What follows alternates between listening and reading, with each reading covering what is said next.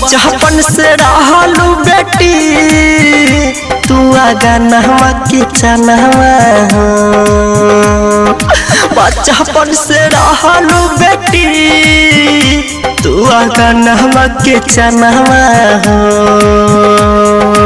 आज काहे जात बाड़ू बेटी पिया के भवनमा हो। आज काहे जात बाड़ू बेटी पिया के भवनमा हो। बचपन से रहलू बेटी तू आगा नहवा के चनमा हो। डीजे सुमित सतीश रैना।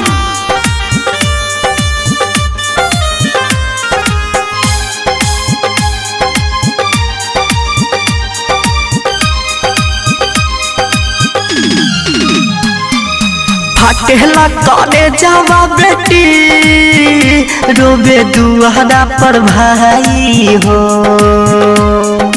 फाटेला करे जावा बेटी रोबे दुआरा पर भाई हो। पीछे गनैया रोबे बेटी देखा तोहर माई हो। पीछे गनैया रोबे बेटी देखा तोहर माई हो। बचपन से रहलू बेटी बनी आँख के पुतरिया हो। बचपन से रहलू बेटी बनी आँख के पुतरिया हो। आज काहे सुन कइलू बेटी पापा के महलिया हो। आज काहे सुन कइलू बेटी पापा के महलिया हो। डीजे सुमित सतीश रैना।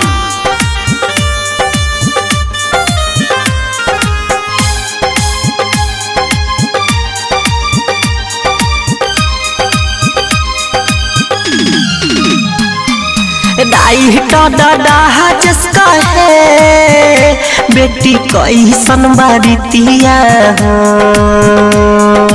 अभिनस मनीष कहे बेटी कैसन बारितिया हो।